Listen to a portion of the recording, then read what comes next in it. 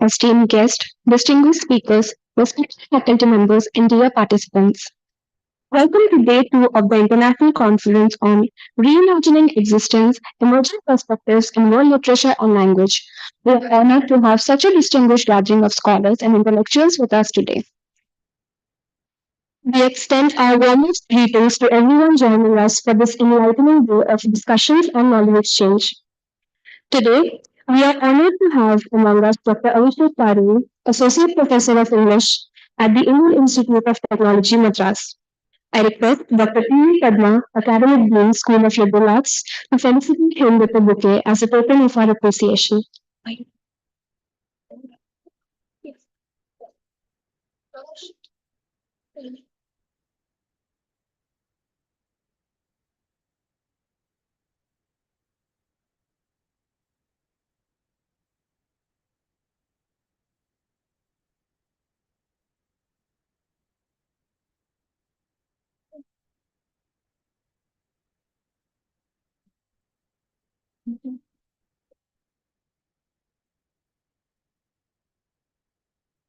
Thank you, ma'am.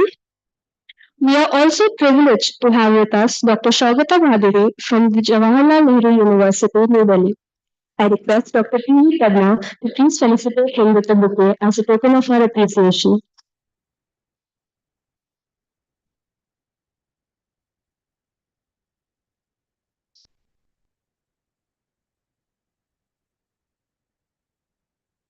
Thank you, ma'am. Moving forward, we will begin with our first plenary session of the day.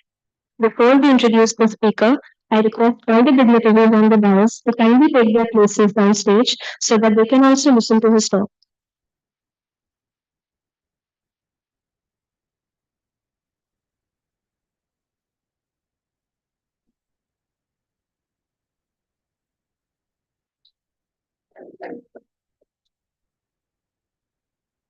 It is an honor to introduce Dr. Abhishek Paroi, Associate Professor of English at the Indian Institute of Technology, Madras. Dr. Paroi's extensive research in memory studies, narrative theory, and cultural studies has been highly regarded in academic circles. A distinguished scholar in memory studies, he serves as the faculty coordinator of the Center for Memory Studies. He is also the founding chairperson of the Indian Network for Memory Studies. His research spans modernist literature, cultural studies, and medical humanities with a focus on memory, materiality, and cognition. A recipient of multiple prestigious fellowships, including the Institute of Advanced Study Fellowship at Durham University, Dr. Paroi has authored books such as Culture and the Literary, Matter, Metaphor, Memory, and co-edited the forthcoming Braille Handbook of Indian Memory Studies. His work has been highly published in leading academic journals, and he actively contributes to the global discourse on literature, memory, and digital humanity. Before we invite Dr. Paroi to deliver his talk, I request the session representative, Dr. Amrita Satpathy from IIT Bhubaneswar to kindly take her place on the stage.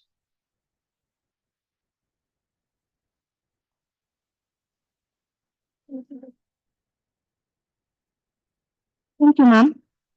It is my honor to welcome Dr. Paroi to share his thoughts with us.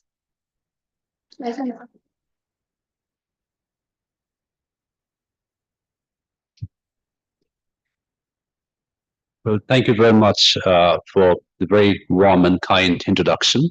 Thank you for inviting me. It's always a pleasure to come to XIM Bhubaneswar. I've had some really productive conversations earlier, and I look forward to some equally productive collaborations in the times to come. I start by congratulating the organizers for conceiving such a wonderful theme, really, which is reimagining the world we live in and also the world we're about to head into through new lenses from literary studies, incorporating literature and language. So, what are the new epistemic frameworks that we could be imagining today, engaging with the world we live in, but also imagine the kind of future we want to unfold and move into. So, what I will do in the session is talk a little bit about what we do in our Center for Memory Studies in terms of how that engages with the concept of this conference. I will start with two paradoxes which galvanize some really interesting epistemic currents in memory studies, which are not really paradoxes per se, because also very interesting theoretical principles in memory studies. Now, almost everything I'm going to say will be valid, I hope will be valid in the molecular dimension of memory as well as the monumental dimension of memory. So look at the trajectory of memory studies. It encompasses neurons as well as narratives, molecules as well as monuments. So that's the traffic we're looking at. So it's a pretty broad catchment area, which is a challenge as well as a constant source of intellectual excitement for all of us in the field. Now, the first paradox slash theory in memory studies that we find very convenient to hold on to is the fact that, when you look at memory, we should look at the whole process of remembering and forgetting, not as ontological opposites of each other, but as functionally, structurally, and cognitively connected categories, right? In other words, every time you remember something, you're also forgetting something. And this is true for the molecular mechanism as well as for the more macro monumental model of memory. The second theory slash paradox is we tend to sometimes think of memory purely as an act of retrospection, but it's important to remember, ironically, that memory is also an act of anticipation. So it's not just looking back on the past, but in terms of looking back in a certain kind of way, which gives us a toolkit, the cognitive, discursive, ideological, political, whatever toolkit you need to imagine the future ahead. And this is true for, again, the private subjective experience of memory, as well as what we call the very contested term in memory studies, nostalgia. So what you're nostalgic about is often more oriented towards the future. I mean, what kind of future do you want to build? And again, there are different let's say, ideological investments, discursive designs, which are obviously players in this network of nostalgia. Now, before we move on, I would like to do this very cheap gimmicky experiment over here. Forgive me for the flippancy of this, but it just hopefully proves the point. So if I were to ask you today, standing as we are at 10:30 a.m. roughly on 11th March, what did you do on 11th March 2025? Most of us would likely to say, well, I got up, had my coffee, tea, read the newspaper, then left my home, took a bus, auto, car, came to XIM, this beautiful campus where we had this really interesting conference going on. If I were to ask you 1 month later, what did you do on 11th March 2025? Most of you might say, well, I got up at 8, had my breakfast, came to this conference. So I were to ask you 6 months later, most of you are likely to say, I came to a conference in XIM Bhubaneswar. Now, what's happening increasingly, as you can see, is essentially a chunking out of information. Now, I use the word chunk not because it sounds cool, but because it's useful, because it's used by neuroscientists as well as narratologists. Interestingly, the same word chunk is used by a very, important neuroscientist as well as a really fabulous narratologist. I'll mention both of them later. But what I just said, you already know it, that this is how memory works, that we keep putting out information as we move forward in time. So there's nothing new about what I just told you. But here's the funny bit. Even the version you're telling me today, when I'm asking you what do you do in 11th March 2025, I assure you, friends, that you've forgotten 60% of what you've done already, right? For instance, I hope none of you remember which hand you used when you went for the coffee mug. I hope none of you remember how many times you moved your hand while you brushed your teeth. I hope none of you remember which foot you put forward to wear your slippers. Now, the reason being, the brain is hardwired to forget. So the brain is not just a memory machine. The brain is also a forgetting machine. And the reason being, when you look at memory, it's a complex activity which includes an interplay, for one more posh term, dialectic between remembering and forgetting. Every act of remembering is also simultaneously an act of forgetting. The same is true, by the way, for commemoration at a more collective level. When we talk about, let's say, history books, the textual politics of writing history across the world, different points of time, diachronic points, you'll find that, again, it doesn't take a rocket scientist to realize that every act of history writing is also simultaneously an act of forgetting. So when you write something about particular movement, event, figure, etc., there are all these different things around that which must be forgotten, right? So forgetting is a very key component in memory as well as in memory studies. In fact, uh, funnily enough, if you go to the journal Memory Studies published by Sage, one of the most cited articles in that journal till date is Paul Connaughton's Seven Types of Forgetting, which is obviously drawing on seven deadly sins. It's a fabulous essay. I really recommend this very, very heavily. If you should be able to download it. If you can't, I have a copy. Very happy to share that with you if you drop me an email. So Paul Connaughton, Seven Types of Forgetting. It talks about different kinds of forgetting, collective amnesia, forgetting as reconciliation, forgetting as an act of moving on, forgetting as humiliation, different kinds of forgetting are mentioned. Now, in terms of going back to the idea of looking at memory both as an act of retrospection as well as an act of anticipation, which is I find this conference so fascinating. Reimagining. If you look at the word reimagine, there's a bit of a temporal complexity about the word itself. You are doing something which is futuristic, right? So you going back as well as moving forward, which is the whole deal of memory. You go back in time just so you can move forward and navigate, as it were, through space and time. Very banal example, if I remember who I am, if I remember my flight timing, if I remember how to go to the airport and how to navigate, what to do, I will be able to go back home at a very banal, personal level. More sophisticated, more complex, the realm of collective identity, the realm of particular discursive community, whether it's a nation, identity, whatever, remembers its past, gives it a kind of toolkit, selective toolkit through which you can imagine a certain kind of future, right? Which is why you find that nostalgia is such an interesting phenomenon in memory studies, particularly if you look at the intersections between memory studies and post-colonial writing. The whole idea of post-colonial nostalgia is a very complex category because the idea of, let's say, if you take a look at someone like Svetlana and Boehm's understanding of nostalgia, which makes a distinction between refractive nostalgia and reflective nostalgia.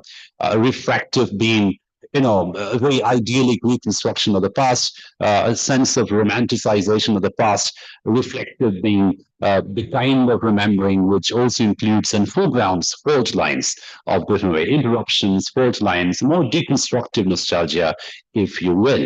But more often than not, you find nostalgia as an idyllic reconstruction, as going back in the past in terms of romanticizing the past, which may or may not have existed, to give you a certain kind of toolkit which legitimizes the kind of imagination you want to project forward in time. And again, you can understand that how this can be a very complex category. This can include foreign policy, this can include global policy, this can include military invasions.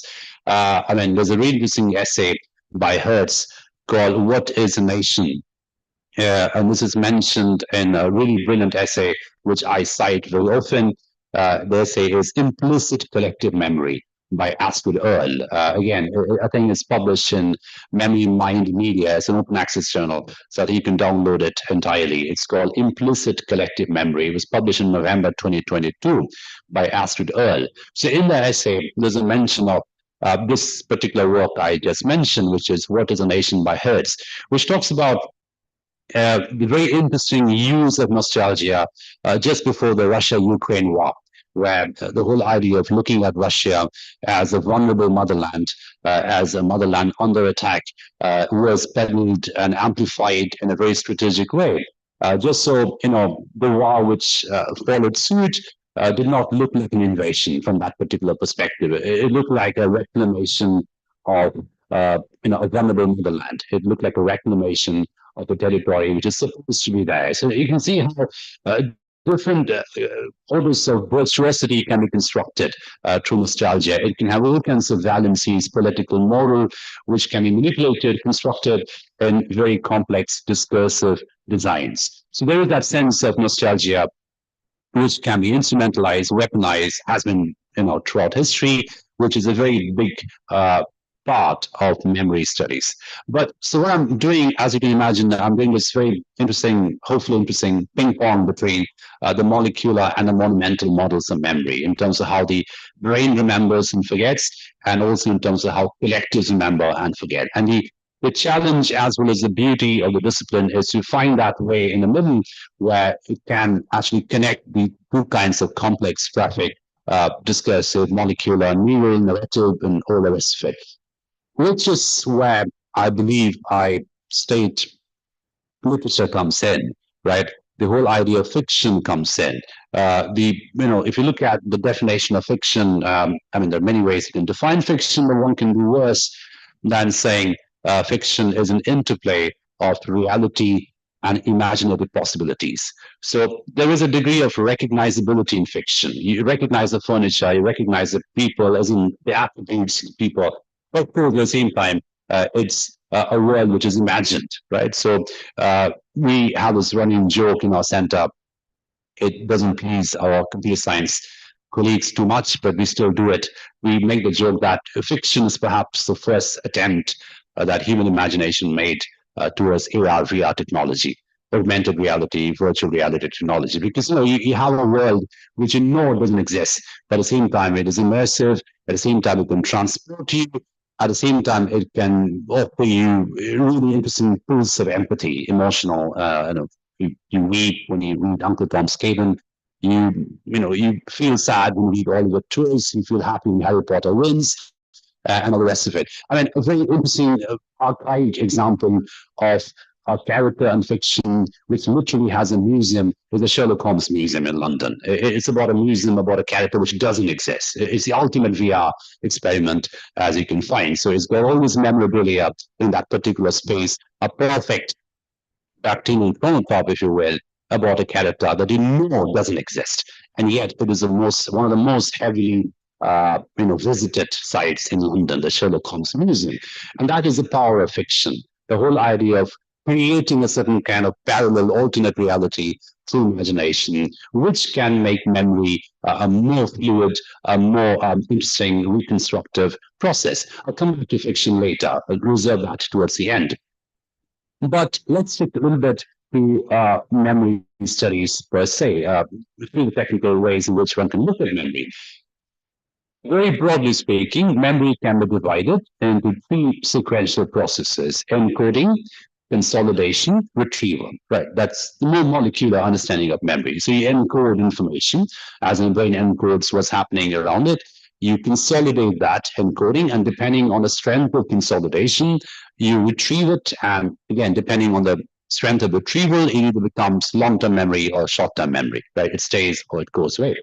Now, of course, this is a very almost a caricature of how memory works. It's much more complex than that, but it's a starting point. But if you look at the three stages, encoding, consolidation, retrieval, you will notice that each of the three phases, even in its most broad, almost caricaturish model, has an innate slipperiness to it. You don't encode everything around you. You don't encode all the information that you see. You don't encode the entirety of experience. So, for instance, everyone in this room will remember this very differently, right? We'll remember certain bits more depending on our proclivity, biases, situatedness, and all the rest of it. So there will be these differences which will feature in visibly, sometimes covertly, in terms of how we encode the experience around us. And of course, that also means that consolidation is also a selective process, and retrieval is also a selective process. In fact, it's an interesting take if one looks at the myth or the fantasy of total recall, right? So what happens if, let's say, hypothetically, the brain remembers literally everything, right? It doesn't substitute anything at all. There's a very interesting story by Boris called Funes the Memorious. I mean, it's a Spanish story, but you can get translations in Google. It's called Funes, Funes, Funes the Rememberer, by the famous Boris. It is about a boy called Funes, Latin American Indian boy, I think, who falls from a horse, gets an injury in the head, and it's disease is he cannot forget anything anymore. He literally remembers everything, every information, every bit that sees around him is getting encoded. Nothing slips out of the encoding process. Now, what happens in the story is really interesting, almost dark and tragic. The story tells us, it's a very short story, that as he begins to remember everything and he loses the ability to forget, his ability for other kinds of cognitive actions also began to get compromised. For instance, his ability for abstractions, his ability for imagination, his ability for empathy, all these began to get compromised. So you can see if the imagination bit from memory disappears, if memory becomes sort of total recall, if it works in that principle, then what happens essentially is all the other cognitive parameters around memory begin to get different, defamiliarized as well. And that's not necessarily a good thing.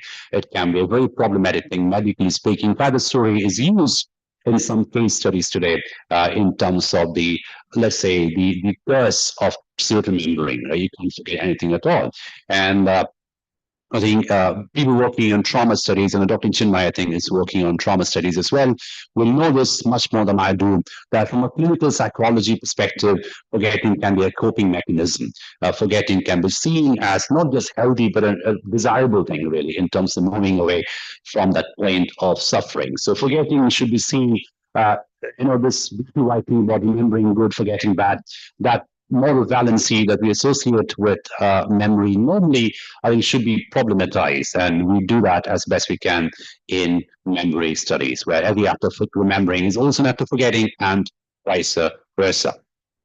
Now, interestingly, I mentioned in the beginning that the word chunking is used because it's something which is useful to see, because from very two different epistemic lenses, we find the same word, literally the same word, being used by two very different people. It's one of those very few direct moments you get in research and literature when you make that chemical reaction and you see the color change. You don't get that too often when you're working in literature, but this is one of those words, chunking. The same word chunking was used by a very famous neuroscientist called Joseph Ledoux, someone I use extensively, Ledoux, Joseph Ledoux.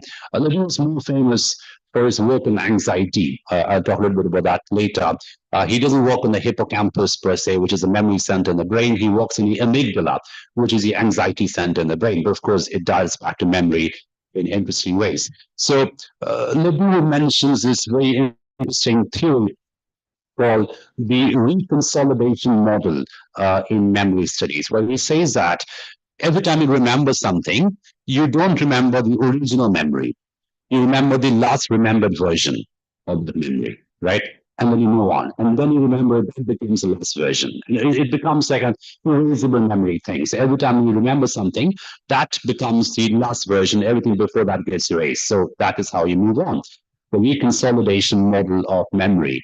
Now, there's a word chunking for that. The brain is constantly chunking out information, which is something we saw in the very banal experiment I subjected you to at the beginning, that how your brain is necessarily pruning out the unnecessary bits. And again, what is necessary, unnecessary is a very difficult thing to define, because the brain can be notoriously irrational, as we all know. It can remember the color of your toothbrush for no reason at all, and it can forget the important person he met in a business meeting just half an hour ago, which can be embarrassment. The brain is very good at embarrassing the self, right? We all know that. We suffer it in different ways at different points of time. But interestingly, the word chunking is also used by a cognitive narratologist, David Herman, right? Now, Herman is a brilliant anthology. He's got his book called storytelling and the sciences of the mind. So again, you can see how he looks at the activity of storytelling as almost an evolutionary activity. He makes the argument that Rushdie makes elsewhere as well, that as a higher primate, as Homo sapiens, the way we evolved culturally is through telling stories. And, if you look at it from a biological perspective, stories were the first memory capsules we had, and if you wanted to save something before someone died and pass it on to the next generation, all we had was stories. How to make the wheel, how to keep the wolf away, how to keep the fire running. So this very ancient evolutionary paradigms to which we evolved as a higher primate was through storytelling, the archetypal memory principle that we had. So that was the first gig at memory from the Homo sapiens perspective. We tell stories to each other, just so it has some kind of personless memory preservation technique. So it becomes a self-preservation technique. What happens when you go away?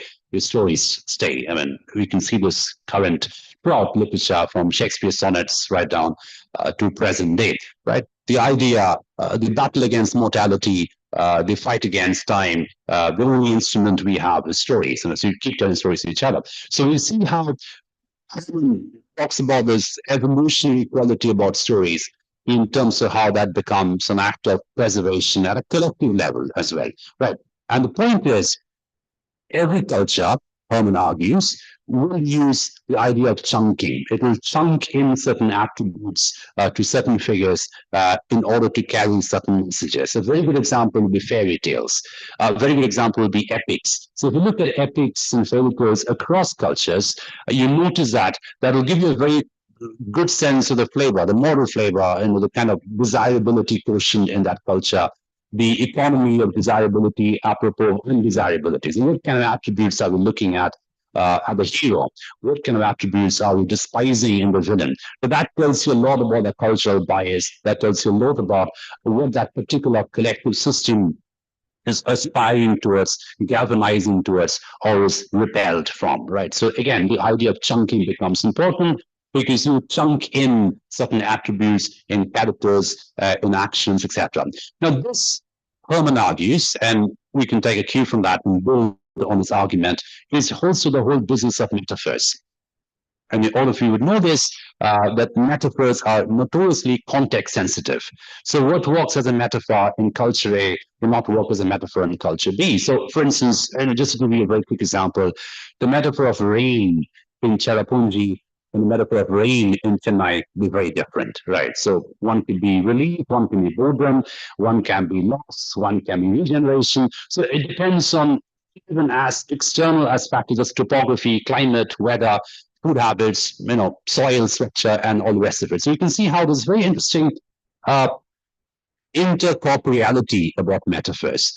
How different bodies, organic, inorganic, discursive, topographic, geographical, geological, all these combine together to produce and so economy of entanglement, if you will, to make metaphors work, right? So, and again, this is why we can bring in something like affect theory, the whole, let's say, a discourse of something like Sarah Ahmed, looking at affect as something which sticks, the adhesive quality about effect, something which can stick, something which can move. So the kinetic, contagious, these are two things about effect. It must be kinetic, it must be contagious in quality. It must travel across space and time, and it must also stick. It must have the stickiness to it. So you can see how metaphors in memory, and again, one can look at Drijsma's work.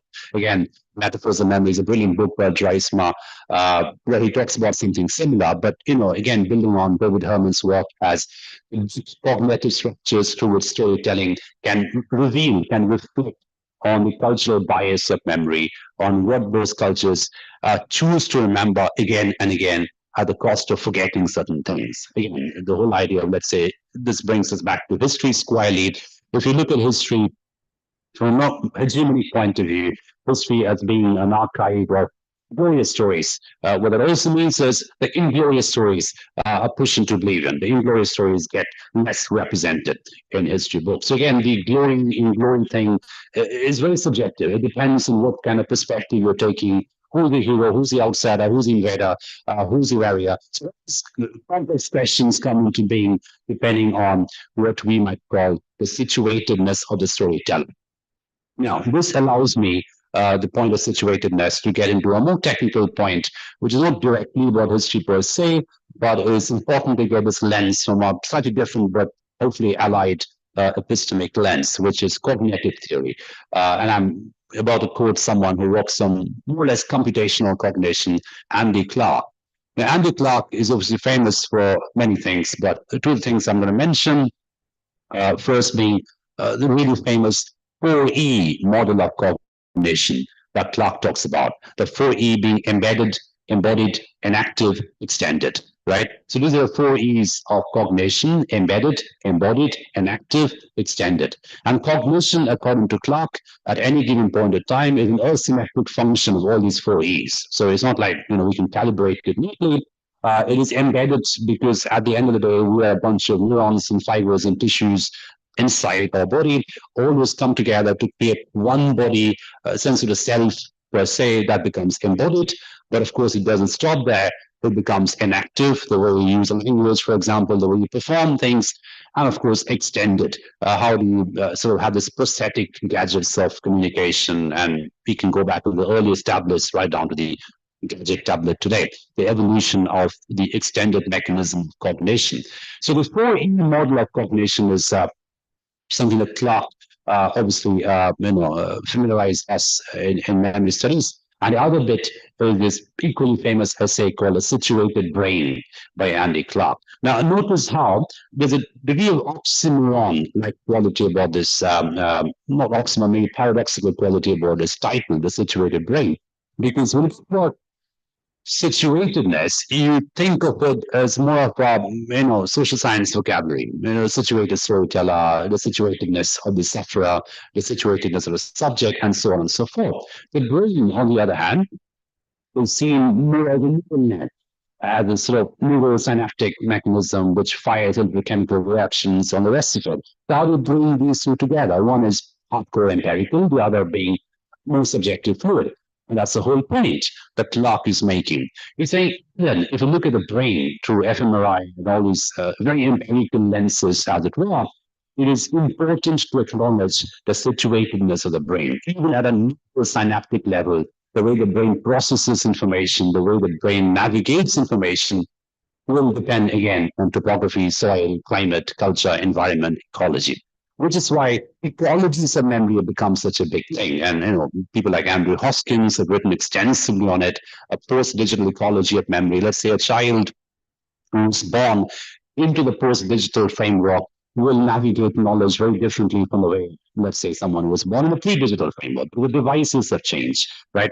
The extensions have changed. And when extensions change, it almost has a replication on neuroanatomical level, right? So there is a very interesting traffic going on between the inside and the outside.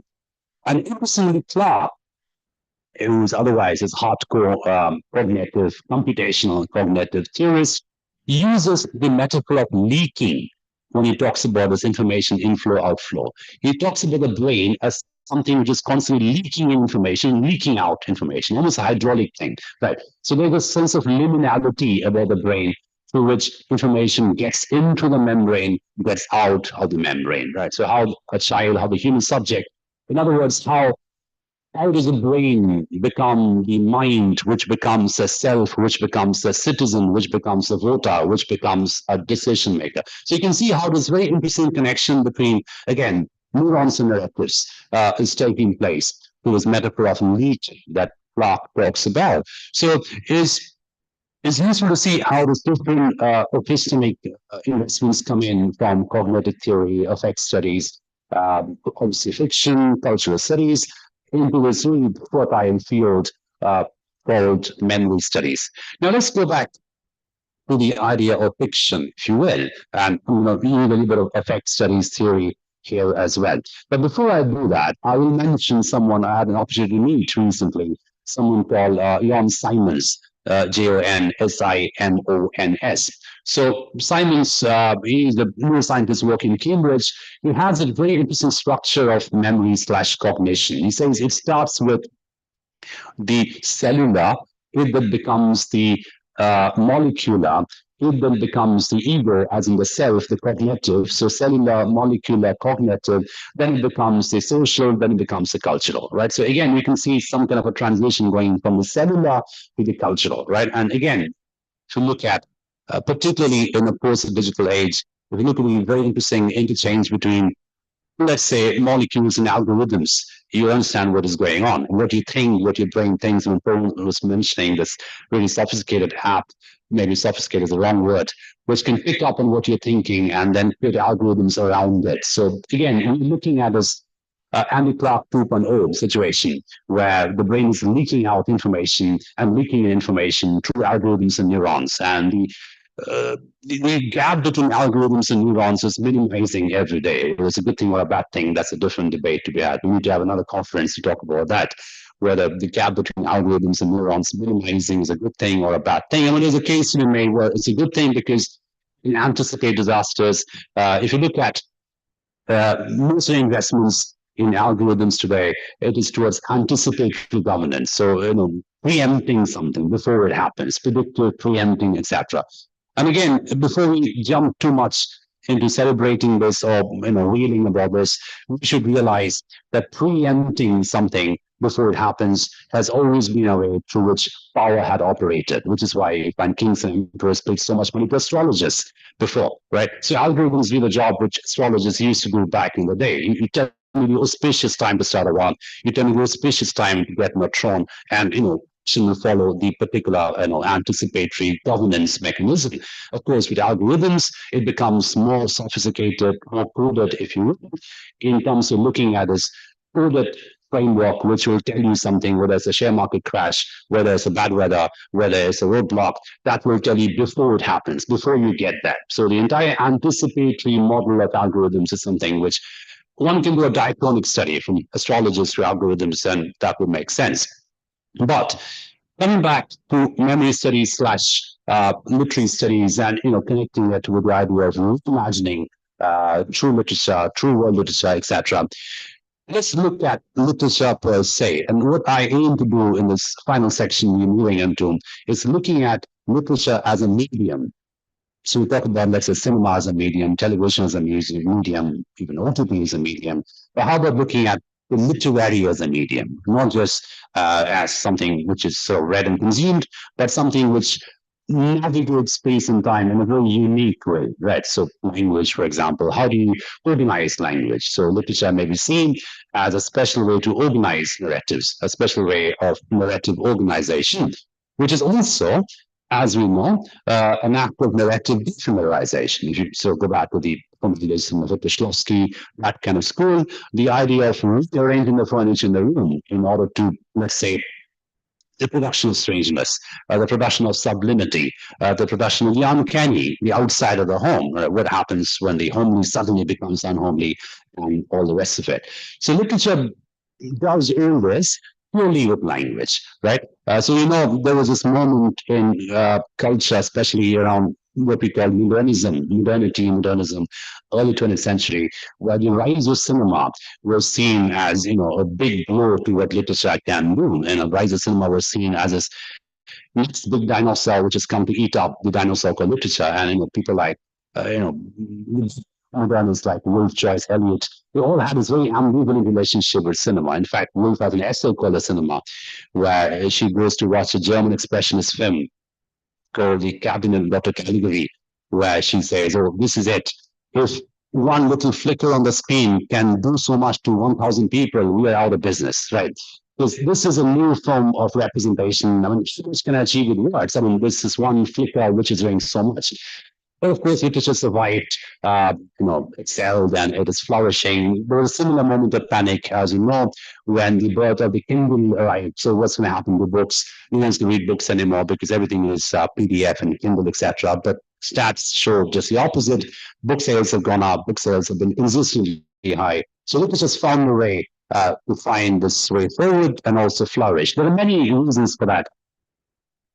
There's a paper I'm writing very slowly, frustratingly, which talks about literature as a tactile engagement with stories. So you hold a book, you flip to the page, and there's something very evolutionary about imagination and tactility the literature offers you, which is why you find that a Kindle did not replace a book. Because, at an evolutionary level, we are hardwired to touch something we can touch.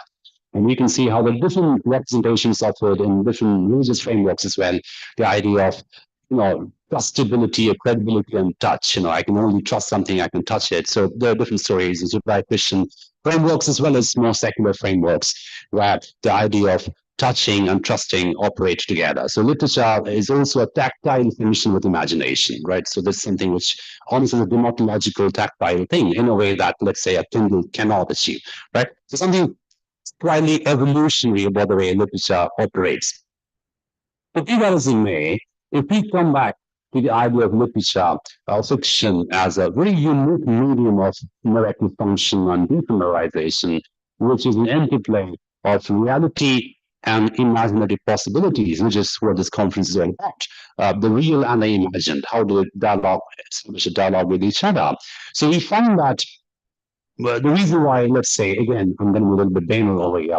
The reason why you are more likely to remember a poem that you read when you were in class 8 than the newspaper you read this morning is because there's a certain amount of furniture arrangement going on with words in literature, which makes it more memorable.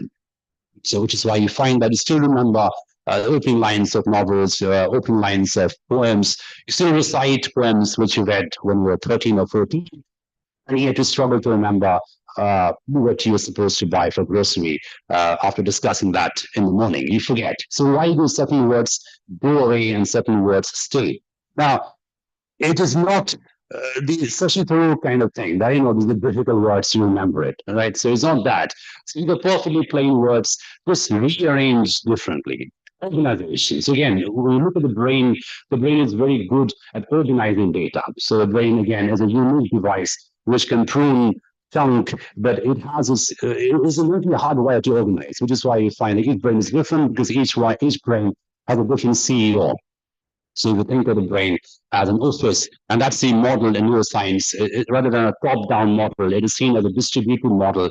But there is that center in the brain, hippocampus, amygdala, the prefrontal lobe, which is a CEO. It organizes information, right? And depending on how it organizes, it prunes, chunks out, chunks in, etc.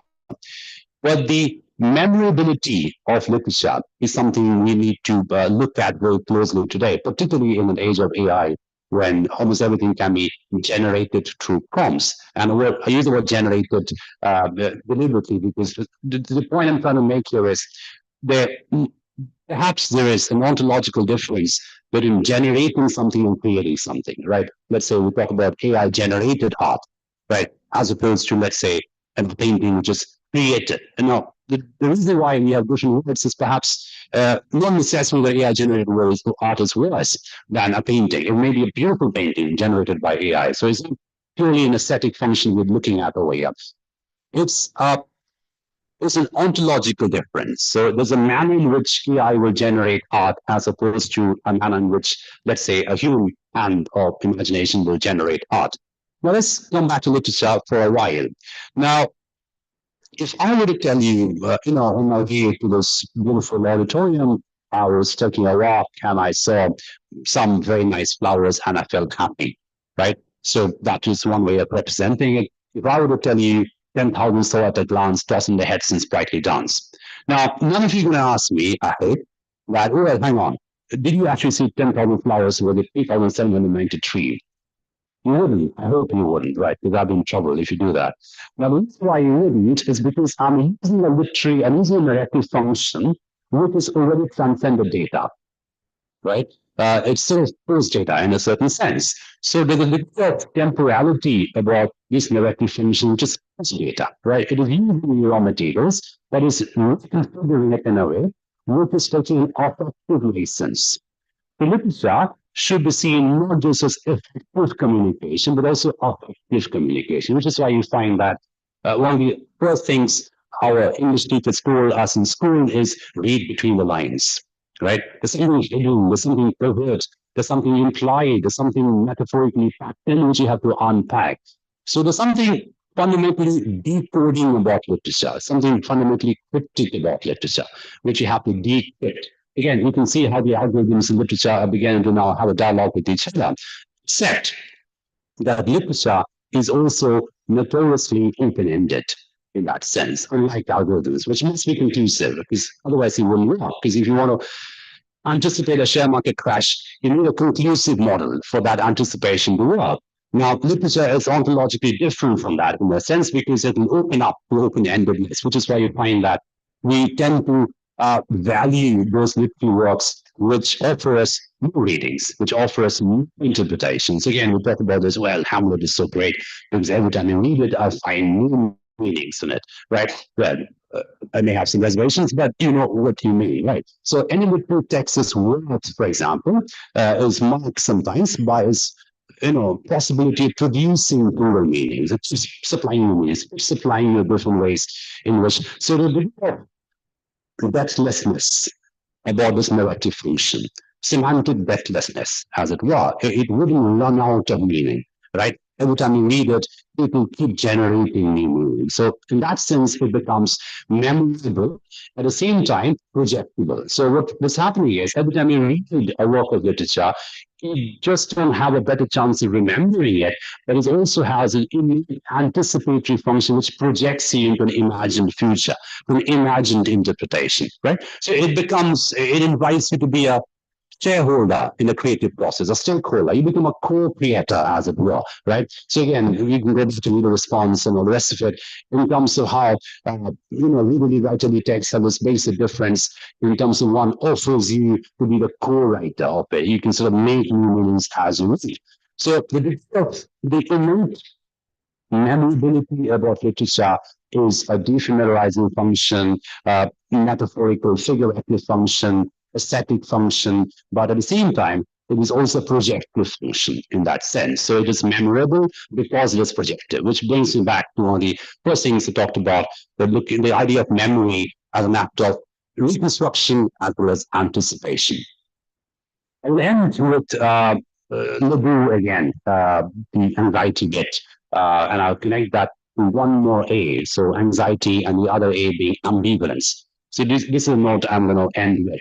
So Ledoux, as you know, Joseph Ledoux, who had this really interesting book called Precious, and I recommend that very heavily. He takes a sort of cultural studies stand on anxiety. He talks about the idea of anxiety in supermodernity when we are so anxious about so many things because of so hyperinformation, bombardment, and all the rest of it. You can connect it to different cultural forms. But here is the interesting thing. This cycle began by saying that we need to apologize for getting a little bit, right? We need to sort of look at forgetting, not necessarily a negative thing, but it's something which the brain must do. It's the way it is made. It is hardwired to forget. If it doesn't estimate information, then we could be in all kinds of, the famous like trouble, as it were. Now, anxiety, in that sense, again, if you look at the word, on top of the head, we think of it as a terrible thing. Obviously, it's connected to mental health, it's connected to some very similar symptoms and all the rest of it. But here is a very interesting scientific slash evolutionary study of anxiety that Ledoux offers. And he says, and this is a beautiful, almost poetic quote, that anxiety is a price that a human brain had to pay at an evolutionary level. Anxiety is a price that a human brain had to pay for its ability to anticipate the future, right? And he makes the claim that just like the Homo sapiens is perhaps the only storytelling animal, we are probably the only anxious animal. Now, the difference between anxiety and fear, by the way, fear is visceral. Fear is this gut thing, fear is what you act on immediately. Anxiety is more sophisticated from a neuroscientific perspective. It says that when you're anxious, it's because your brain, through its prefrontal lobes and with what you call mini neurons and all the rest of it, has this unique ability to project multiple scenarios forward and then getting a feedback loop, trying to figure out which one will work, which one will not work. And then you generate anxiety out of it. In order to do that, you must have that very sophisticated set of neurons in the neocortex, which can project multiple scenarios ahead of time. So something is projecting about anxiety. And then you get the feedback in terms of figuring out, well, this is not going to work, so let's scrap it. This is not going to work. So hence anxiety. So anxiety is a very complex temporal situation in that sense. And it is, as several neuroscientists tell us today, is part of an evolutionary right? So we were anxious about not going to a particular part of the forest because predators were there, because we learned it from being eaten, right? We were anxious about using the tools in a certain way because that will help us gather more food. So the way we evolved as Homo sapiens is through storytelling and anxiety. Right. So again, I'm trying to depathologize anxiety, just like we're trying to depathologize forgetting in that sense. Other aim that we talked about is ambivalence, right? So ambivalence again, this connects to this conference. Hopefully, I think such a wonderfully conceived thing. I repeat, the whole idea of looking at uh, meaning production through a non-dualistic paradigm. So there's something fundamentally anti-Boolean about ambivalence. If you look at Boolean logic, is zero or one. Is either signal comes or doesn't come, right? Which is how computer programs, that's the foundation through which, you make Java, Pascal, all these computer languages operated through the signal coming or not coming, zero or one. The ambivalence, of course, is zero and one. If you look at the word ambivalence, we sometimes tend to think of it as synonymous with confusion. It can be confusion, but technically it is not confusion. It can become confusion. The word ambivalence means so ambi and valence, both valencies. Ambi as an ambidextrous, someone can use both hands. Valence is valency. You could think of your class 7 chemistry valency, the horror stories. Now, the whole idea of the two values being simultaneously valid and simultaneously present and simultaneously true, right? So one doesn't undercut the other. One can contain the other. One can exist with the other. Now, again, this is a very, very sophisticated cognitive state. The ability to calibrate two valencies simultaneously, multiple valencies simultaneously, without erasing the other. So one doesn't erase the other, one co-encodes with the other, right? So ambivalence becomes an act of co-encoding. So you co-encode different valencies together, along with the possibilities ahead. Now, I will end on the note of AI because everyone ends with a note of AI today. And also, it connects to some of the things I think the conference wants to achieve.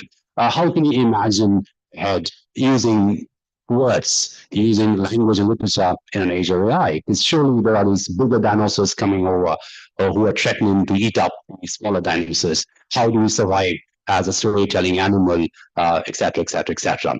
Now, I will with these two A's. Paradoxically, we will survive as the storytellers because we are anxious, right?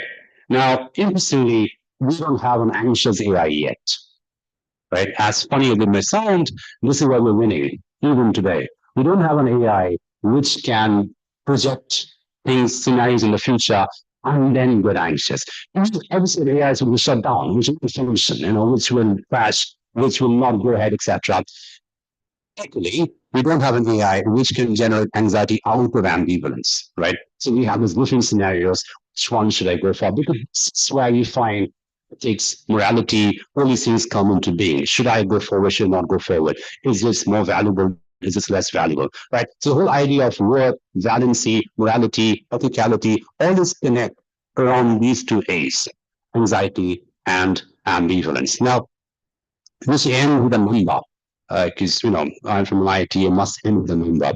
The whole idea that let's assume hypothetically that we build an AI system which can do all that, right? Let's assume hypothetically that we build an AI system in future which can fall in love, write poetry, work by sunrise, get anxious, experience ambivalence.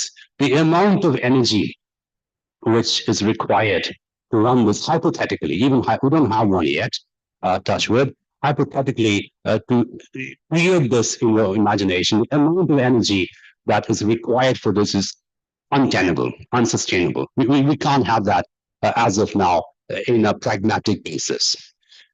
The amount of energy the human brain needs to do all this is 17 watts, less than a light bulb, right? So I think we can stick to our 17 watts as best we can. And I congratulate the organizers for conceiving this very, very urgent conference at this point of time. Thank you very much. That's right.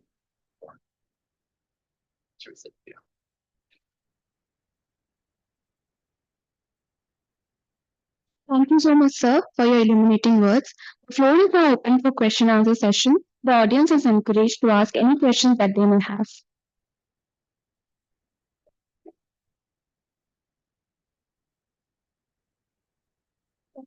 You may answer the questions at the podium. We can have the question answer round. Thank you, sir.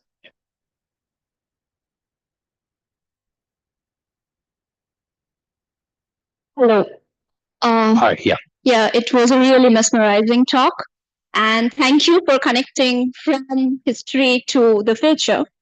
I have two questions which are related because I partially work on subaltern history. So, and decolonialization.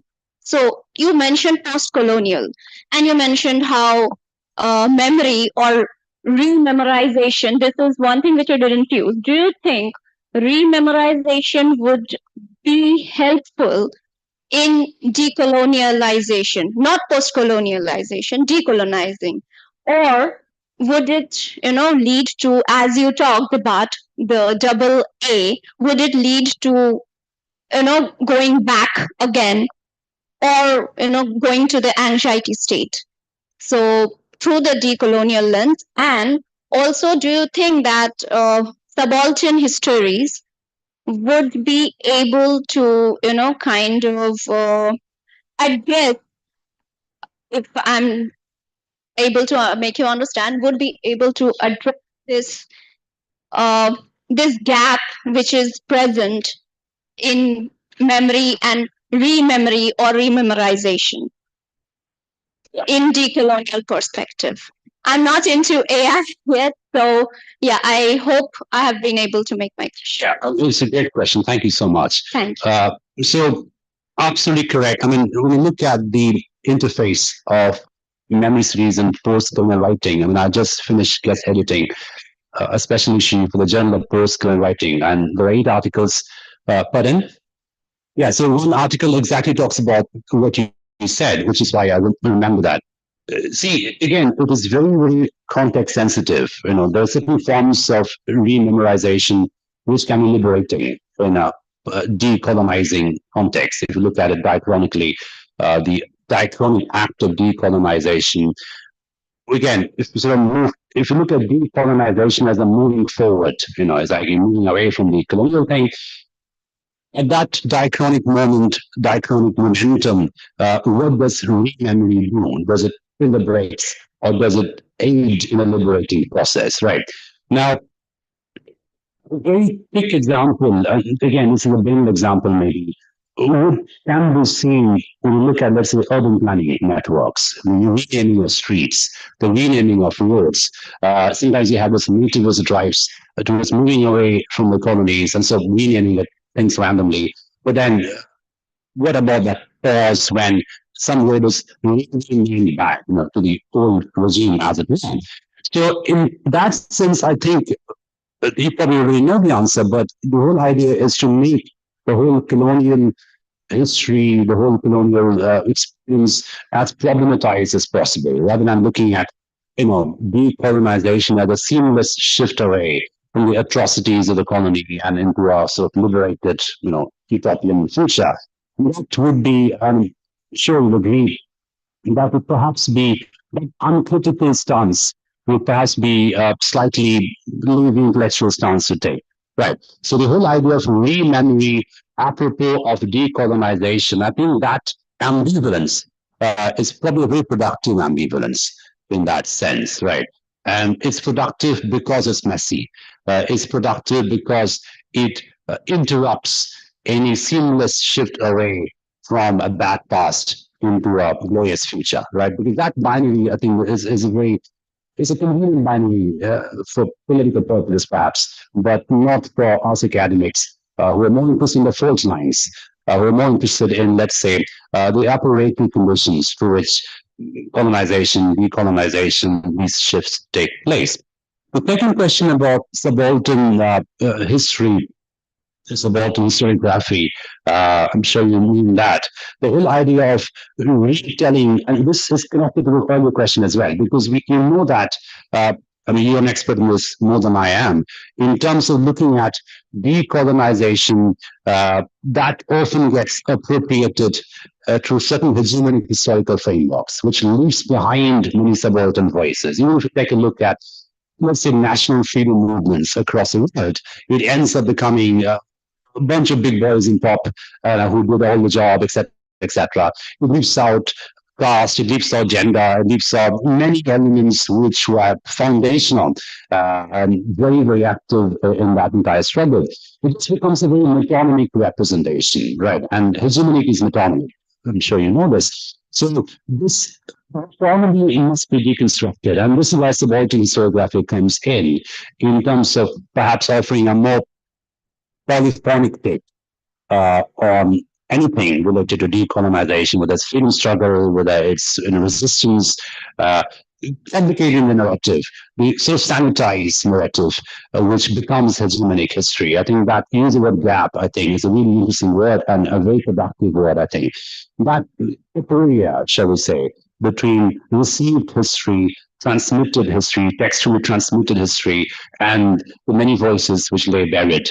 And I think this goes back to the question I so started out with. Every act of commemoration also has erasure around it, right? So when you're commemorating something, even textually, through a very +7 history book, whatever, there are different forms of erasure, what we may call, if you could speak of epistemic violence, which are also spectrally surrounding that form of encoding. So subaltern history historiography is absolutely foundational, I think, in offering us a more problematic lens through which this encoding erasure dialectic takes place. So thank you. Yeah.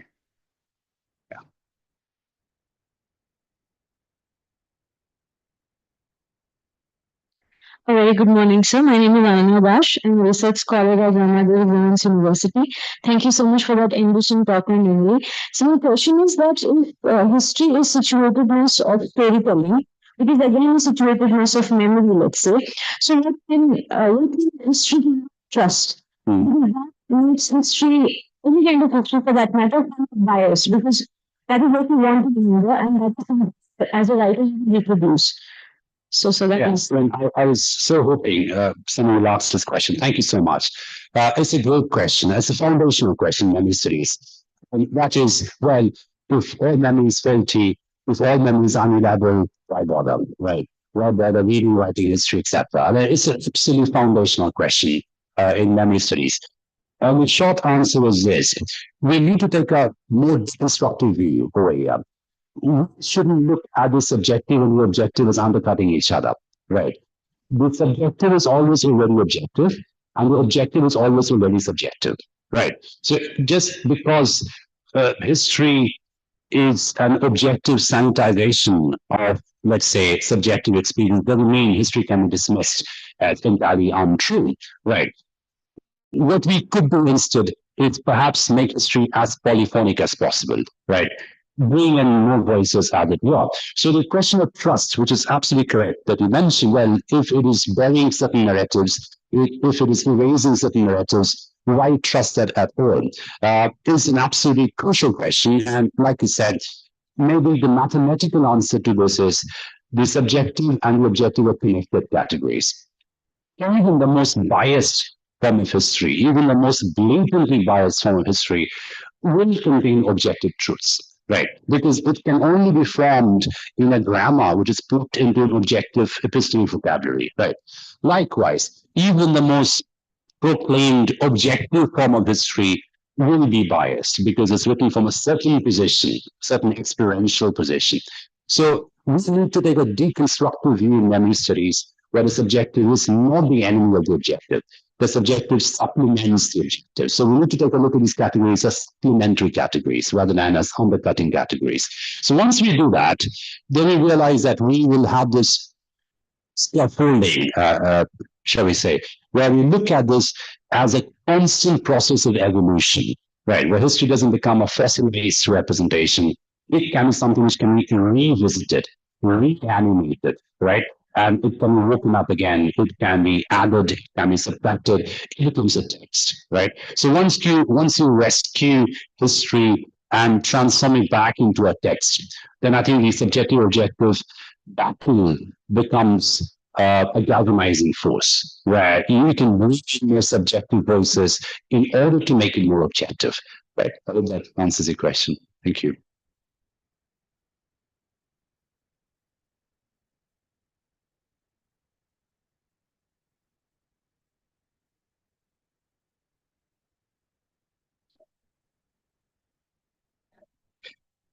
It's not actually, Thank you. uh, it's not a question, it's rather a query. I mean, can you distinguish bad memory and good memory? I mean, can we take out the bad memory from our mind, to lead a very healthy life?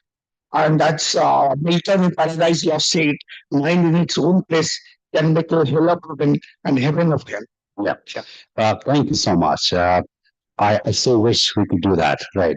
That would be the ultimate fantasy. Absolutely. There is, first of all, I should say I'm not qualified to answer that fully because this is more of a clinical psychology question, and I work more on the cognitive side of it. Although I have some collaborators who work in that, so I'm just going to steal things from them and answer your question in that sense. See, I think the brain is a very highly manipulative machine. So the brain is hardwired to protect itself, right? And we can go back to philosophy, and if you read some, let's say someone like Spinoza, who is really, it's a philosopher. A lot of neuroscientists today are interested in Spinoza. In fact, Antonio Damasio has two books. One is called Looking for Spinoza, and the other is called Descartes' Era, where he questions the Cartesian dualism of the brain and the mind and the body and talks about the monism of Spinoza. Now, Spinoza has a very interesting concept called conatus, Conatus. Conatus means, and that's what neuroscience picks up in that today, and there's a scientific definition, is that every brain is hardwired to value itself. That's how we are made. If we did not value ourselves, then the whole purpose of existence will come to an end. Right. So this is, and if that happens, in that sense, it becomes very similar to, let's say, the Freudian melancholia, right, which is basically a liquidation of self-worth. Self-worth is gone, so basically you don't exist because you don't have to exist in that sense. So every brain does that to a certain extent. That's the good news, what you're just saying. That every brain, in a sense, is hardwired to move on from the bad, to clutch on to the good. It is survival instinct, right? Just like a drowning body will hold on to something before it sinks, the brain will hold on to the good memories because that's the way it can keep valuing itself. That's the cellular program that is hardwired into it. But of course, it's not that simple. It doesn't operate like that at all. So we have, let's say, traumatic triggers, for example. So the effort for the subject to move away from the traumatic condition can be lost because a trigger can remind the subject. So people working PTSD, for example, post-traumatic stress disorder, we look at triggers very, very seriously. So even an innocuous object, an innocuous sound can remind the sufferer of that sight of violence, that moment of violence, as it were.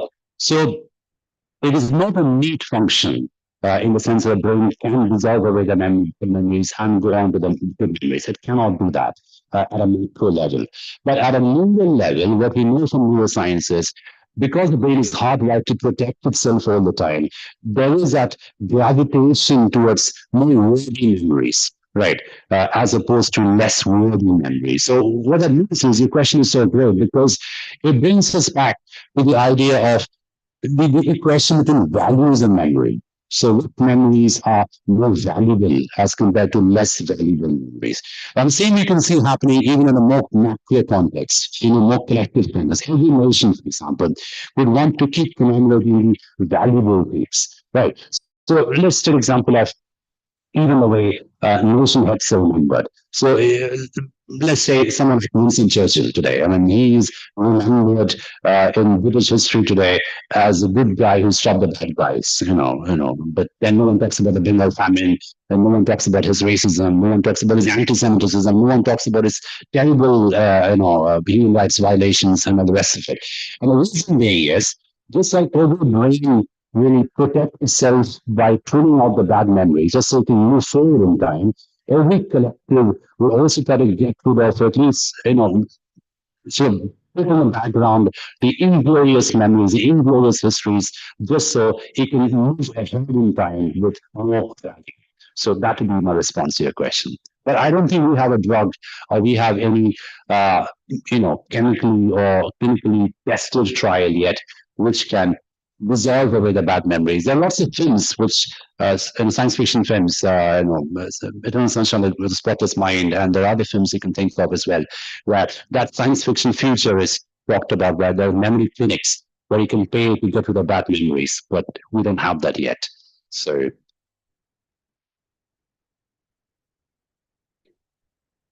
thank you, Dr. Paroi. This is Pragraj.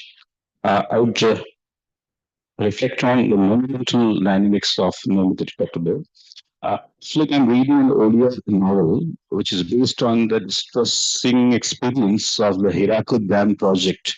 Uh, Hirakud came up in the 1950s in Odisha, and this narrative is about that experience of 400 plus villages getting, rehabilitated. So now this novel is written in 2024, and meanwhile 60, 70 years have passed by. So, and in these 60, 70 years, Hirakud has also, some people has also seen the riches of electricity, industrialization, and all that. So when this narrator, it's not just a novel, it's from a personal account he's writing. And when he sees himself situated in that industrial belt, his son, his whole family is also getting the benefit of the riches. Don't you think that the memory that he's talking about his grandfather and father getting shifted from the villages, don't you think that gets a loads of further metaphors and metaphors when you talk about distressing metaphors that he'd be using? Don't you think it's affected by the current situation of that riches? Yeah. Thank you. I mean, it's a great question. Thank you so much. And as Sabit Durida, who talks about the non-innocence of metaphors. When no metaphors are innocent, we know that even from hardcore critical studies. But I think your question is so great because it brings me back. It also connects to the earlier question in that sense. If I may just go to the clinical side a little bit and then come back to the monumental side. So the person who came up with the idea of traumatic memory was a French psychiatrist called Pierre Janet, Janet. I mean, he's the one who used the term traumatic memory for the first time. And he made a distinction between traumatic memory and narrative memory. And what he said is exactly what you were saying at a more collective level. He said that for a traumatic memory to become narrative memory, there must be a temporal lag, right? For the trauma to be thrown into a story, the sufferer or the subject must move ahead in space and time to achieve that point where the trauma can become a narrative. Because if you look at the ontology of the trauma is non-narrative. Right? It is that even with chops and shakes a subject to such an extent, it doesn't find a narrative function. It doesn't find a narrative vocabulary through which it can be told. Right? For that to happen, A, the subject must survive, and B, the subject must move on and heal to a certain extent. But then the narrative will come out. Then I can sit and tell a multiple story, which can be shared, which can be circulated, which can be consumed. And funnily enough, I think one of the canonical novels in literature, English literature, which does that, or some students talking about a traumatic memory without quite reaching a narrative memory, and in the process telling a very clumsy narrative, is Joseph Conrad's Heart of Darkness. If you read Heart of Darkness, it's a very clumsy neurotic narrative because Marlowe, the narrator, hasn't quite reached that point where he can tell an attractive story. So he's very frustrated. His audience goes to sleep. He keeps on telling, well, I know I'm boring you. What can I do? This is what I suffer, etc., etc., etc. Now, your question is obviously much more complex and rich because we're talking about, let's say, a site where, let's say migrations happen, displacement happen, suffering happen, people lost homes, I'm assuming, right? If that were told at that point of time, so that narrative will be very different. That narrative will much be closer to the traumatic narrative spectrum. So if you're looking at trauma here and narrative over here. So, displacement is taking place there was no narrative at that point of time. So it was just pure displacement. Now we've come into a point where we can think back about it, but here's the problem. It's become more complicated because the moment we start talking about the trauma of displacement, you're also looking at a shopping mall. You're also looking at a barista. You're also looking at new forms of employment. But that in a way is undercutting the pure trauma of the event, right? So in that sense, it becomes a more diluted function of trauma because there's narrative coming in. And because the sites of loss, if you go back to Hallbox and Noah, sites of memory, the sites of memory have been reconfigured. Right. Now, it's a really great question and something that I am personally very interested in. So maybe I can exchange your emails and numbers. We can stay in touch. I'm very interested in, let's say, abandoned buildings, abandoned projects, ruins, for example, right?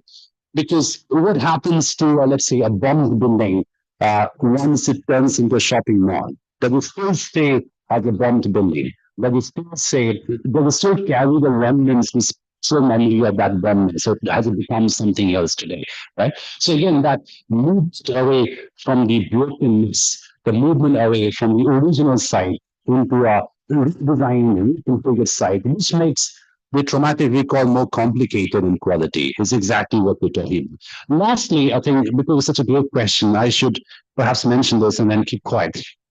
It connects to another very interesting theoretical framework called thing theory. Look at thing theory, Bill Brown, for example. He talks about working objects, objects which are not objects anymore, but they become pure things. And why? How does it happen? Because he talks about objects as something which is connected to a subject. It has a utility function. It has a serving function. What happens? I mean, he gives example of a broken camera. Is a broken camera still a camera, or is something else? Right? Is a broken glass still a glass, or has it become a thing? Has it been rescued from serving the subject as an object, or has it become a pure thing in its own right? And he connects it to the Freudian uncanny, he connects it to all kinds of horror things, etc., etc. But I think your question is interesting because it brings in spectrality. Even if you go to a site today, let's say you're sitting in a coffee shop, sipping coffee, it was nice, there's nice music playing in the background, etc. Suddenly, you see some broken object somewhere outside the shop, which takes you back to the particular time, right? So there are this spectral, if you want to put it again, ontological elements which can bring you back to the site at that point of time. But it is obviously being diluted because so many sites have been built years and years in a very palimpsestic kind of way. But let's tell you more about the novel. That maybe I can catch up with you after this. Thank you. Right.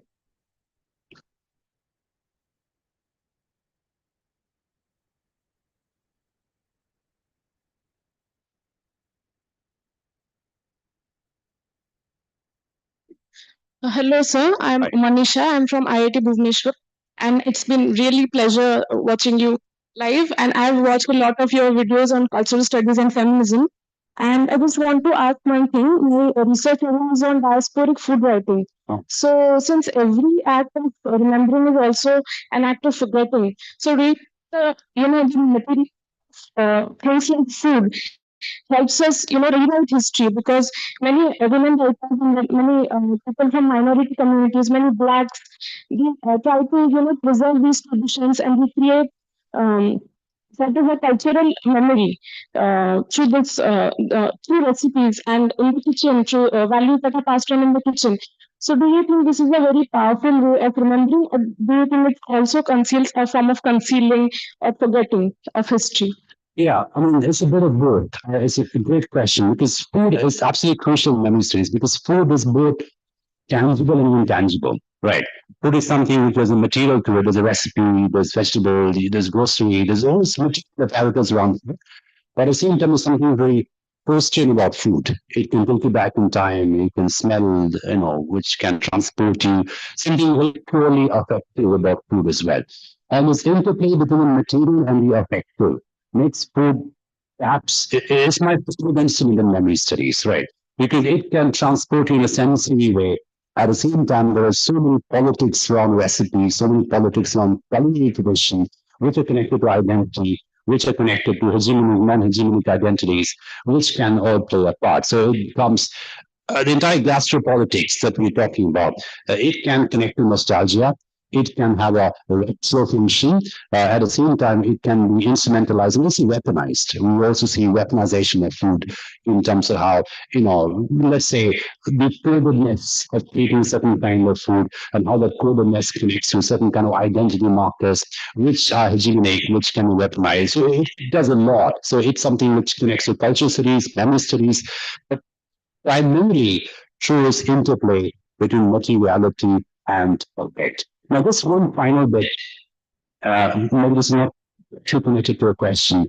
When we talk about nostalgia in food, when we talk about the retro quality of nostalgia, it's also interesting, perhaps a little bit funny, to see how given that the abstraction of nostalgia, the grandmother's recipe and all the rest of it, how that can be appropriated by capitalism, right? How that can become a part of the new gastro industry, right? I think Professor Bhaduri is here. I think he would agree that if you go to, let's say, a city like Calcutta, if you go to these really fine dinings in that city, those are not Chinese or Mughlai or Italian or Korean. Those are the old Bengali recipes, right? So as the ancientness can become the darling of capitalism in that sense. So memory has a way to come back, can be appropriated to material, convenience, capitalist markets.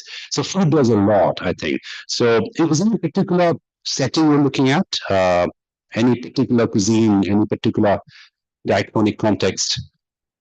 You're not to learn more. It's part of India? Basically north of India. Okay. Yeah. And maybe comparison with diasporic Indian, women in the West. Yeah. Women. But all these masses that we don't get to hear. Yeah. Women sources to write or record or preserve. And even if they do, whose record, whose traditions are being preserved?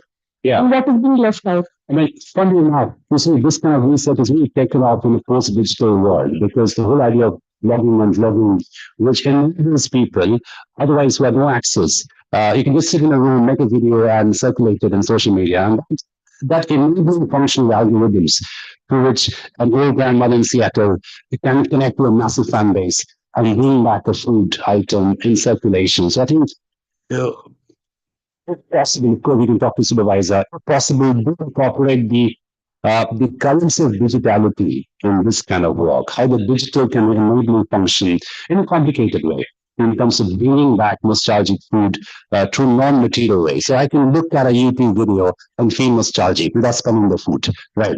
So I can have a quasi-sensory engagement, not to the pure thing, I'm not holding it, but a quasi-sensory engagement can also serve nostalgic purposes. And that can only happen in a post-digital apparatus. So maybe that is something that can make your research even more fascinating. It's so very, very fascinating.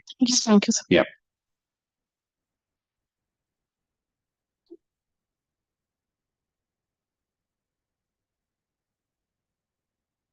Thank you so much for the lecture, sir. So you mentioned in your lecture that as long as we do not have an anxious AI, we do not have to fear anything. But anticipating machine intelligence or machine anxiety, isn't it still anthropomorphic? Because our criteria of judgment remains very human. Yeah. Anthropomorphic. So as the saying goes, now humans are born out of sin. Machines need not have. So they might not commit the same folly. Yeah. So can we have a utopic vision about this AI integration in our society? Yeah. Well, first of all, I think I must qualify a statement. There's a lot that we should fear about AI. So I think this, I did not for a second say that, meaning that maybe I misspoke. What I meant was, if you're looking at AI-driven originality, the reason why human originality is so unique is because it is flawed and anxious and ambivalent in quality. And these are some of the markers. There are many markers we can think of, but the flawed, ambivalent, anxious quality that is part of the, production package of human originality is currently not in AI. So AI cannot produce true flaws and anticipatory mechanisms which are anxious and ambivalent in quality, the same way as humans can.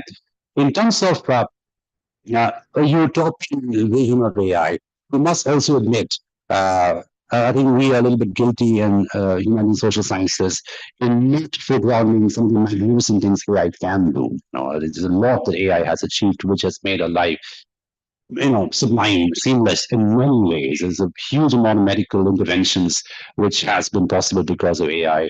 Again, topographic function, disaster management function. There are many things that AI has done, which is absolutely crucial to our well-being today.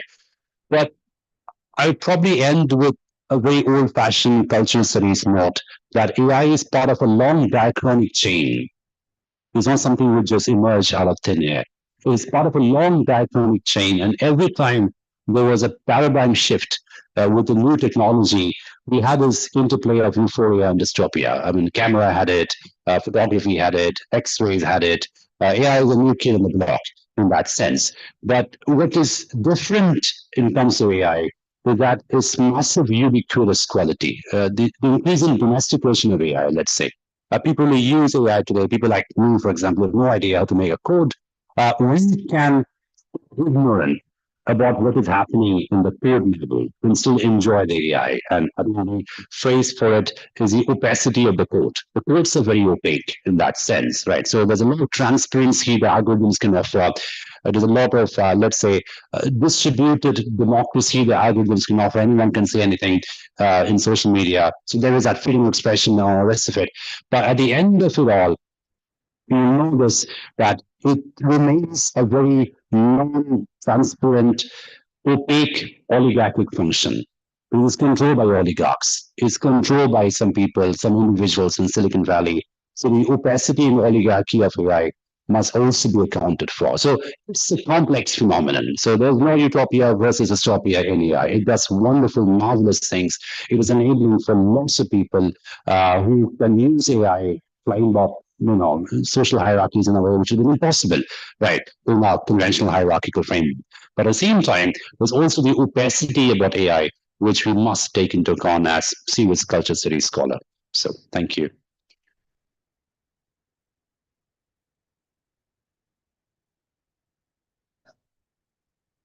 Can I sit here?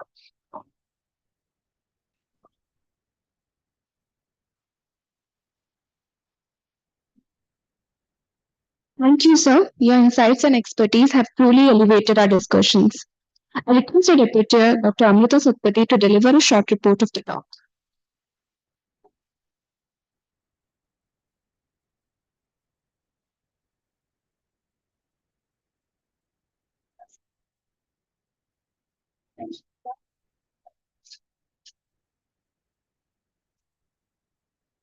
Yeah, good morning, everyone, and thank you so much, Professor Sudha Mishra, for inviting me to be a part of this wonderful session on memory and imagination, especially delivered by Professor Abhishek Paroi from IIT Madras.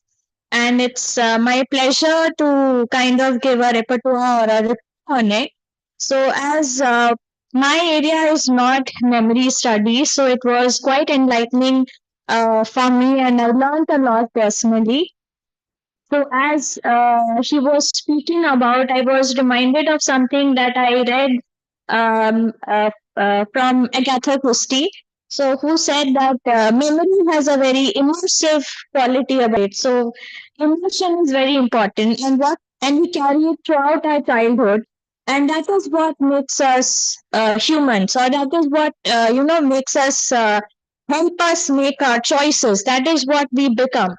So that is what she said, and as so that also kind of included what Professor Paroi was talking about, the two paradoxes or the principles in memory studies, where he linked it to the cognitive aspect, the biological aspect, the literary aspect, using the processes of remembering and memory. And a very interesting fact that he added was memory is not about forgetting, which we usually associate with.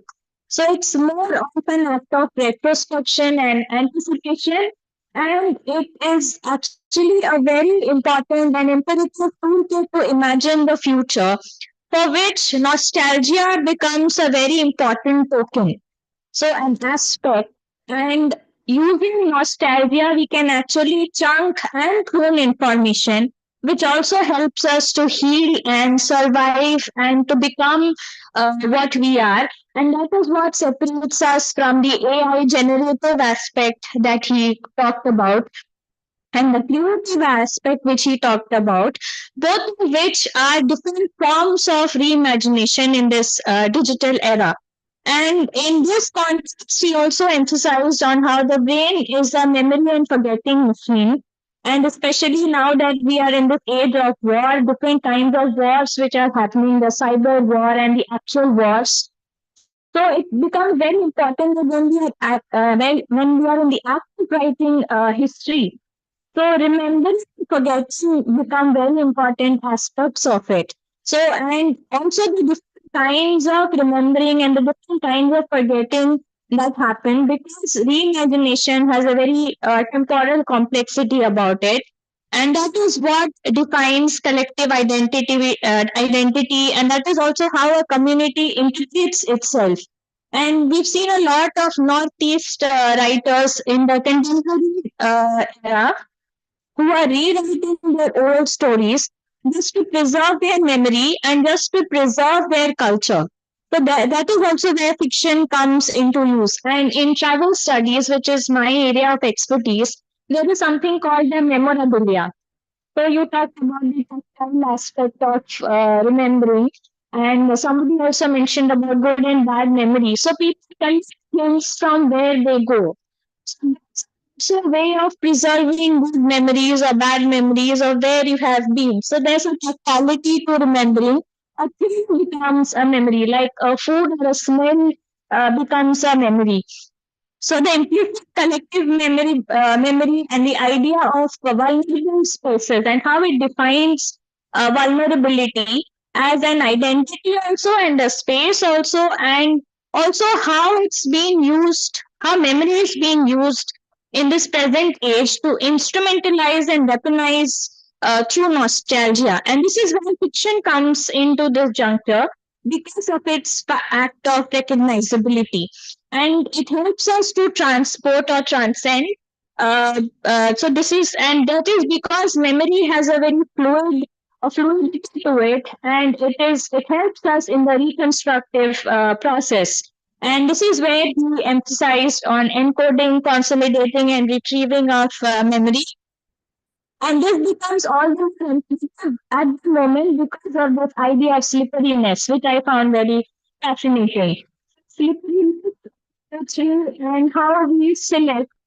So this also helps where, so I repeat what he said before, the idea of forgetting as a coping mechanism, which has a very therapeutic value to it.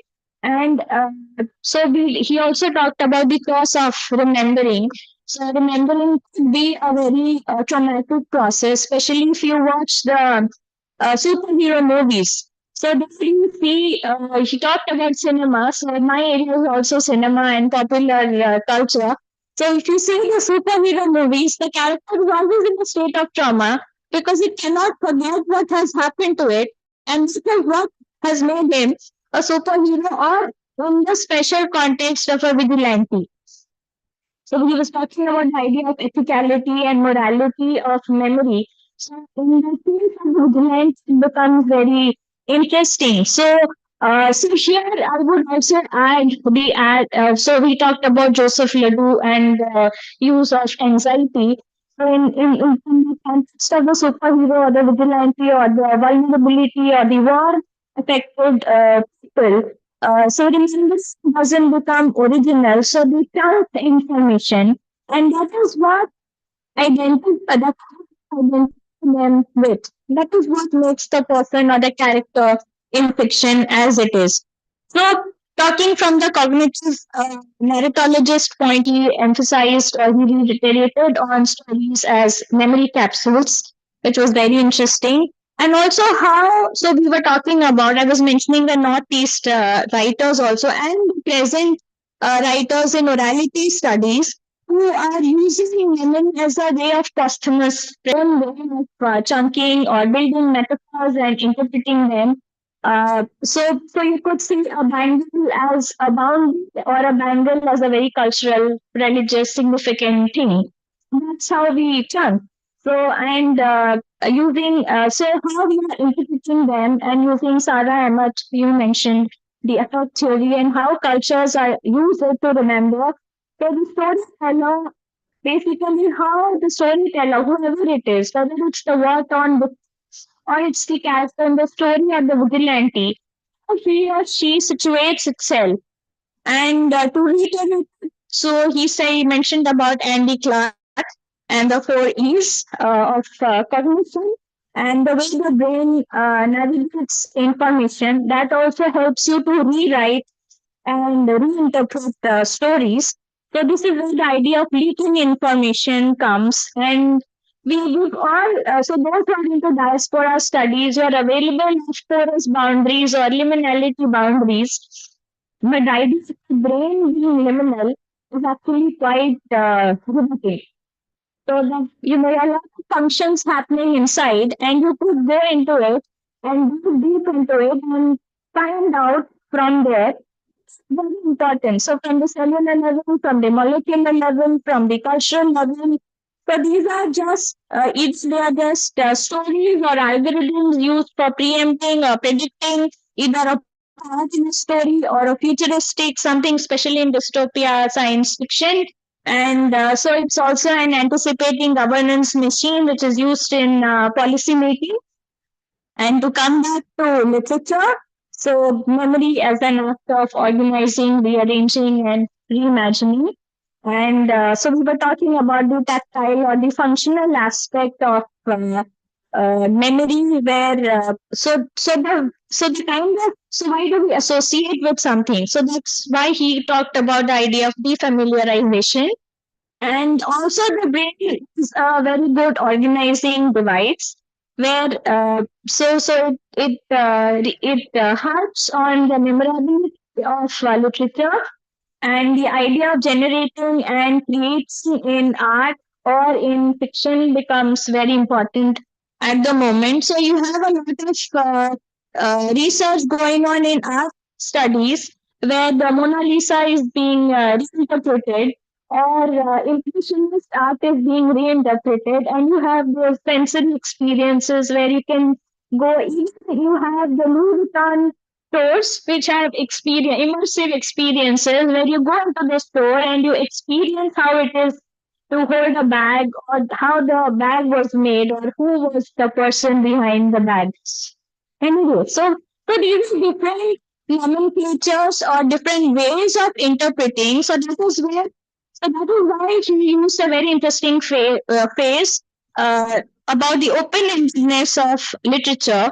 And unlike algorithm, which has a category or which has a shape to it, so the shapelessness of literature and the shapelessness of memory helps this reimagination.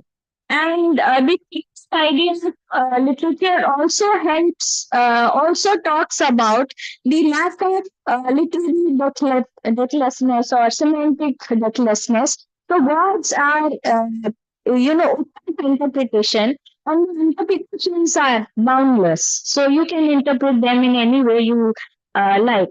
And that is where the projective function of literature comes. So anxiety actually becomes a very good thing for us here. Instead of being anxious about anxiety, we have to be happy about it because it's a very complex temporal process and it's not imminent always as well as I understood. So, from the neuroscientific aspect of the study, anxiety has a predictive faculty about it, and it helps in projecting multiple scenarios. And it also helps us in offloading information which is not required or which will not help you to move on. So that's the idea that he said that for a person to move on, it becomes very important. So to end, I think to summarize, storytelling and anxiety go hand in hand. There is a deep pathologizing nature to it, where ambivalence comes not as a confusing quality, but rather as a very sophisticated, calibrated state of encoding or co-encoding. And at the end, memory becomes very important for us because it helps us to remember who we are and what we have become and what we will become. And the fact that we cannot dictate to AI is something that makes the study all the more imperative at the moment. So it's very important that we become storytellers in order to survive. And AI is give you a direction to the storytelling. It's a storyteller, or it cannot be the story. So it can just give you the direction or the way to go about. So let's be happily anxious about it. And thank you so much, Professor Parui, for this wonderful, wonderful talk. I took back a lot today. And it's been an honor for me to summarize you. And it's been a pleasure interacting with all of you. So I hope I've done justice to your speech. Thank you so much. Thank you so much.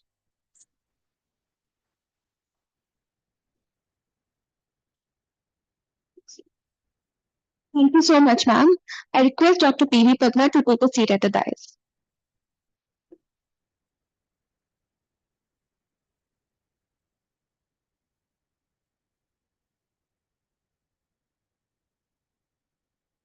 Thank you, ma'am. We now invite Dr. P.V. Padma, Academic Dean of the School of Liberal Arts, to present a memento to Dr. Paroi as a token of our appreciation.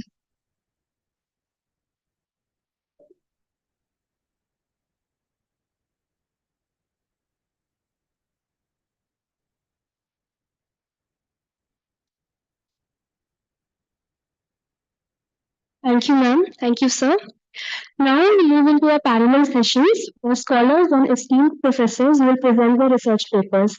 We will have parallel session 3, track A, B, C, D, and E close to this venue. Track A will be happening in this venue itself, so I request all the presenters for track A to kindly stay back. Track B will be taking place in Seminar Hall 4, Track C in Seminar Hall 5, Track D in Seminar Hall 6, and Track E will be online. Student volunteers will guide you to your respective venues and they will also solve any questions and queries that you may have. After the 1.5 hour session is over, we will be taking a break for lunch, which will be happening in the dining hall on the ground floor of this building. We will be meeting back in this venue at 10 for our next plenary session. Thank you. Thank you.